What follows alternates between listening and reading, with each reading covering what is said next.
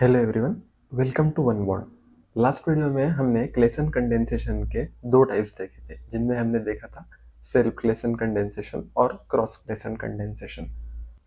इस वीडियो में हम और दूसरे दो टाइप्स क्लेसन कंडेंसेशन के डिस्कस करेंगे। इनमें होंगे हमारा इंट्रामोलिकुलर क्लेसन कंडेंसेशन, जिसको हम डिकमन कंडेंसेशन के नाम से जानते हैं, और फोर्थ टाइप हमारा होगा क्लेसन स्मिथ कंडेंसेशन। तो इंट्रामोलिकुलर क्लेसन कंडेंसेशन, जैसे हमें नाम से ही पता चलता है कि इंट्रामोलिकुलर मतलब with in a same molecule ये रिएक्शन होने वाला है। तो ये काफ़ी फेमस रिएक्शन है, जिसको हम डिकमन कंडेंसेशन के नाम से भी जानते हैं। तो देखिए इसमें क्या होता है, और diester with in the same molecule react. Diester मतलब क्या होगा, जैसे कि हमने यहाँ पे एक एग्जांपल दिया हुआ है कि यहाँ पे दो ester molecule within a same group में दिख रहे हैं। ठीक है, तो इसी को हम डाइस्टर कहते हैं। जब दो ईस्टर ग्रुप सिंगल मॉलिक्यूल में प्रेजेंट होते हैं, उसी को हम डाइस्टर बोलते हैं। तो इस रिएक्शन में क्या होगा, आपस में मतलब with in a same molecule दो ईस्टर ग्रुप रिएक्ट करेंगे। तो इसी को हम इंट्रामोलिकुलर क्लेसन कंडेंसेशन या फिर डिकमन कंडेंसेशन रिएक्शन कहेंगे। तो इसमें प्रोडक्ट देखिए क्या मिलेगा, साइक्लिक बीटा कीटो ईस्टर। तो इसमें एक रिंग फॉर्मेशन होगा और हमें cyclic beta keto ester product form में हमें मिलेगा। रिंग साइज फॉर्म मोस्टली 5 और 6 मेंबर रिंग। मतलब जब भी हम ऑर्गेनिक केमिस्ट्री में कोई भी रिंग फॉर्मेशन का रिएक्शन देखते हैं, तो उसमें याद रखिए 5 और 6 मेंबर रिंग ज़्यादा स्टेबल होती है।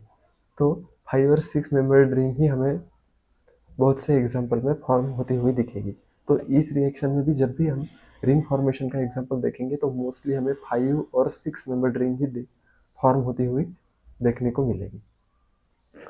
तो यहाँ पे हमने एग्जाम्पल डिस्कस किया है, वो है 1,6 डाइमिथिल हेक्सेन डायोएट टू मिथिल 2 ऑक्सोसाइक्लोपेंटेन 1 कार्बोक्सिलेट। ये हमें प्रोडक्ट के फॉर्म में मिलेगा। तो ये रिएक्शन कैसे होगा, देखिए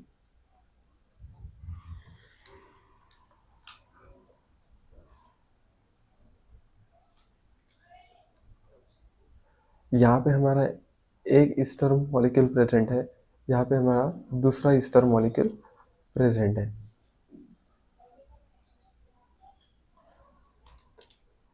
अब क्या होगा, ये यहाँ पे हम अगर कंसिडर करें तो यहाँ पे हमारा एक अल्फा कार्बन प्रेजेंट है, इसका एक अल्फा हाइड्रोजन डी प्रोटोनेट हो जाएगा। मतलब यहाँ से एक इनोलेट आयन बन के ये हमारा इस कार्बोनिल कार्बन के साथ रिएक्शन करके ये अल्कोक्सी ग्रुप बाहर निकल जाएगा, और यहाँ पे हमारा CH3O और एक हाइड्रोजन ऐसा मिथेनॉल बाहर होके हमें यहाँ पे देखिए, अगर हम कार्बन का नंबरिंग करें 1 2 3 4 5 6, तो ये कार्बन तो ईस्टर का है।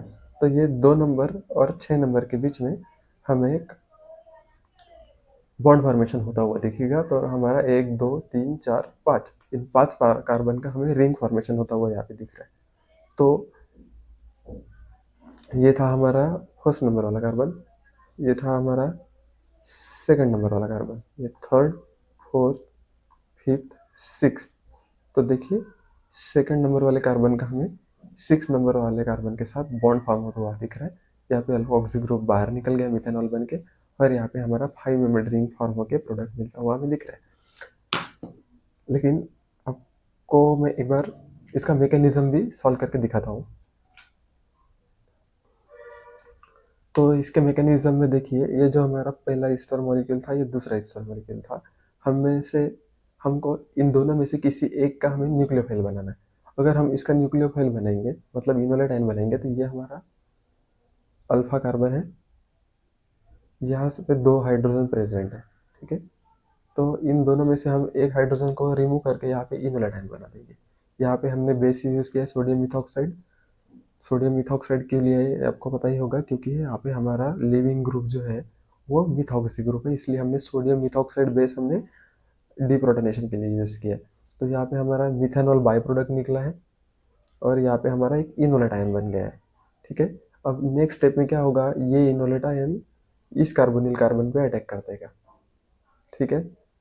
इस कार्बोनिल कार्बन पे ये हमारा इनोलेट आयन अटैक करके कार्बन कार्बन बॉन्ड फॉर्म कर देगा इस कार्बन के बीच में और इस कार्बन के बीच में। ठीक है, यहाँ पे हमारा क्या होगा, फिर ये मिथेनॉल मॉलिक्यूल बाहर निकल जाएगा। ठीक है, ये कार्बन का बॉन्ड ऑक्सीजन का बॉन्ड ऑक्सीजन पे शिफ्ट, वापस से रिशिफ्ट होके यहाँ पे हमारा अल्कोक्सी ग्रुप बाहर निकल जाएगा और हमें ये प्रोडक्ट फॉर्म होता हुआ दिखेगा, मतलब रिंग फॉर्मेशन होती हुई दिखेगी।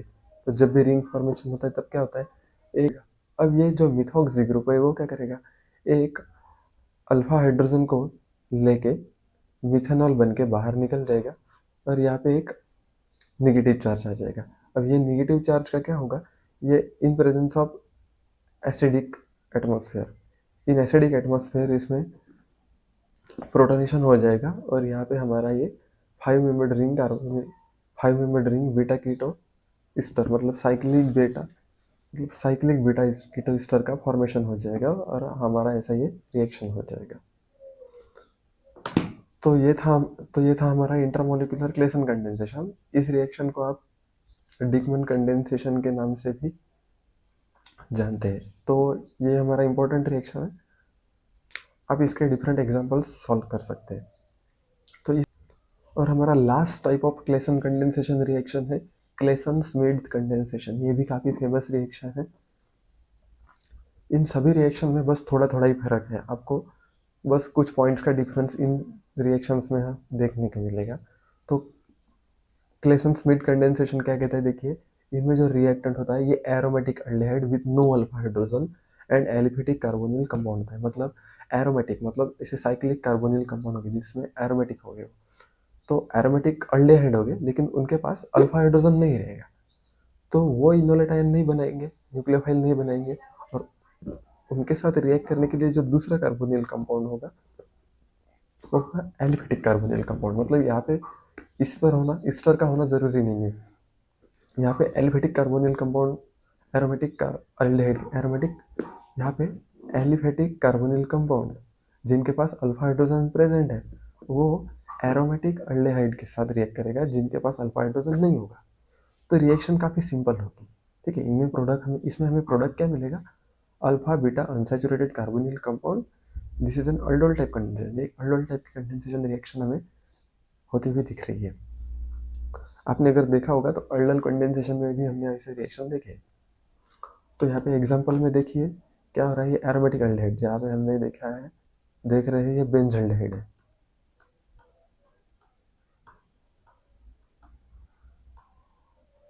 बेंजल्डिहाइड का रिएक्शन हमें यहाँ पे एसीटोन के साथ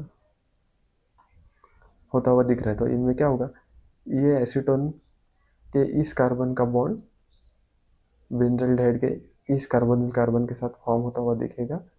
यहाँ पे एक वाटर मॉलिक्यूल बाहर निकल जाएगा और हमें इस कार्बन के बीच में और इस कार्बन के बीच में एक बॉन्ड फॉर्म होता हुआ दिखेगा। ये है हमारा बेंजल्डिहाइड का कार्बन, ये हमारा एसीटोन का कार्बन और हमें ये alpha beta unsaturated carbonyl compound formation होता हुआ दिख रहा है। तो इसका भी एग्जांपल हम सॉल्व करके देखते हैं। तो एग्जांपल में देखिए सबसे पहले क्या होगा, जो हमारा एसीटोन है उसका इनोलेट आयन बन जाएगा। मतलब क्या होगा, ये जो हमारा अल्फा हाइड्रोजन प्रेजेंट है, अल्फा कार्बन प्रेजेंट है, उसका एक अल्फा हाइड्रोजन डीप्रोटोनेट हो जाएगा और यहाँ पे हमारा इनोलेट आयन बन जाएगा।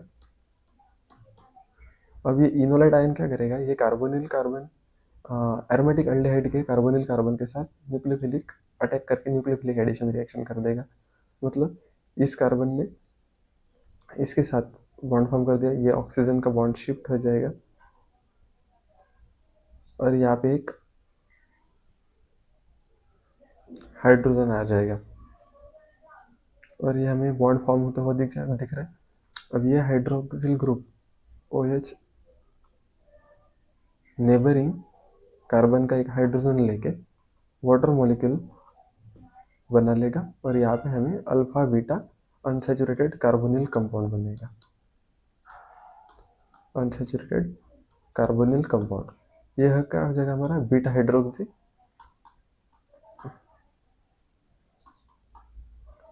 हाइड्रोक्सी कीटोन हमें दिख रहा है।